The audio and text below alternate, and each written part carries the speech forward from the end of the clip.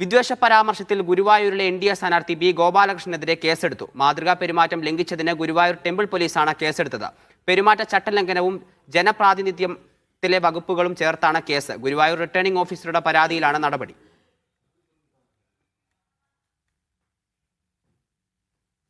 വിവരങ്ങളുമായി നടരാജ് പരശുറാം ചേരുന്നുണ്ട്. നടരാജ്, വലിയ പരാമർശമാണ് ഗോപാലകൃഷ്ണന്റെ ഭാഗത്തുനിന്നുണ്ടായിട്ടുള്ളത്. അദ്ദേഹം ആ പരാമർശത്തിൽ ഉറച്ചു നിൽക്കുകയും ചെയ്യുന്നു. ഇപ്പോൾ എന്തൊക്കെ വകുപ്പുകൾ ചുമത്തിയാണ് ഇദ്ദേഹത്തിനെതിരെ കേസെടുത്തിരിക്കുന്നത്?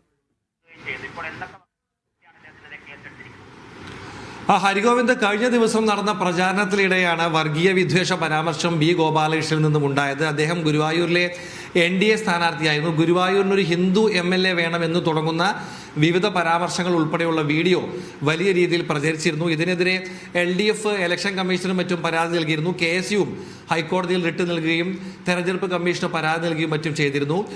ഈ സാഹചര്യത്തിലാണ് വിവിധ പരാതികൾ പരിഗണിച്ച് തെരഞ്ഞെടുപ്പ് കമ്മീഷൻ ഇതിൽ പെരുമാറ്റച്ചട്ട ലംഘനമുണ്ട് എന്ന വിലയിരുത്തലുമായി ജില്ലാ കളക്ടർക്ക് നിർദ്ദേശം നൽകുകയും കളക്ടറുടെ നിർദ്ദേശപ്രകാരം ഈ പരാതി പോലീസിലേക്ക് പോവുകയും ഗുരുവായൂർ പോലീസ് കേസെടുക്കുകയും ചെയ്തത്.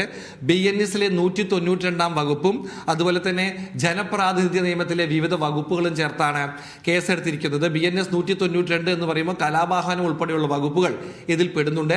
ഈ വകുപ്പുകളൊക്കെ ഉൾപ്പെടുത്തിയാണ് ബി ഗോപാലകൃഷ്ണനെതിരെ കേസെടുത്തിട്ടുള്ളത്. ഇന്ന് രാവിലെയും മാധ്യമങ്ങൾ കഴിഞ്ഞ ദിവസത്തെ അദ്ദേഹത്തിന്റെ വിവാദ പ്രസ്താവനയെക്കുറിച്ച് ഗോപാലകൃഷ്ണനോട് ചോദിച്ചിരുന്നു. അപ്പോഴൊക്കെ തന്നെ താൻ പറഞ്ഞ കാര്യങ്ങളിൽ ഉറച്ചു നിൽക്കുന്നുവെന്നും താൻ തന്റെ ബോധ്യത്തിന്റെ അടിസ്ഥാനത്തിലാണ് സംസാരിച്ചത് എന്നും പറഞ്ഞുകൊണ്ട് അദ്ദേഹം തന്റെ വിദ്വേഷ പരാമർശങ്ങൾ കുറച്ചുകൂടി കടുപ്പിക്കുന്നതാണ് കണ്ടത്. പലപ്പോഴും ചോദ്യങ്ങൾ ചോദിച്ച മാധ്യമപ്രവർത്തകർക്ക് നേരെ അദ്ദേഹം രോഷാകുലനാവുന്നതും നമുക്ക് കാണാൻ കഴിഞ്ഞു. ഈ സാഹചര്യത്തിൽ വൈകുന്നേരത്തോടു കൂടിയാണ് പോലീസ് കേസ് രജിസ്റ്റർ ചെയ്തത്. തുടർ നടപടികൾ പിന്നീടുണ്ടാകും.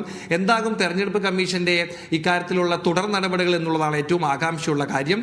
നാളെയാണ് ബി ഗോപാലകൃഷ്ണൻ നാമനിർദ്ദേശ പത്രിക സമർപ്പിക്കുന്നത്. ചാവക്കാട്ടാണ് നാമനിർദ്ദേശ പത്രിക സമർപ്പിക്കുക. BJP നേതൃത്വം പറയുന്നത് ഇതിൽ ചട്ടലംഘനം ഉണ്ടെന്ന് കരുതുന്നില്ലെന്നും അദ്ദേഹത്തിന്റെ സ്ഥാനാർത്ഥിത്വവുമായി മുന്നോട്ട് പോകുമെന്നുമാണ് BJP നേതൃത്വം പറയുന്നത്. അപ്പോഴും ചട്ടലംഘനം കഴിഞ്ഞ തവണ ഗുരുവായൂരിൽ സംഭവിച്ച പോലെ സ്ഥാനാർത്ഥിത്വം റദ്ദ് ചെയ്യുന്ന സാഹചര്യത്തിലേക്ക് പോകുമോ എന്ന് ഇനിയും അറിയില്ല.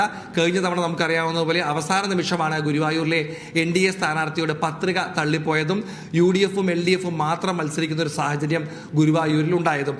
അതുകൊണ്ട് തന്നെ ഇത്തവണ എന്തിലോട്ടാണ് കാര്യങ്ങൾ പോകുന്നത് എന്ന് വ്യക്തമല്ലെങ്കിലും തന്റെ നാമനിർദ്ദേശ പത്രിക സമർപ്പണം ഉൾപ്പെടെയുമായി മുന്നോട്ട് പോകുമെന്ന് BJP ക്യാമ്പ് അറിയിച്ചിട്ടുണ്ട്.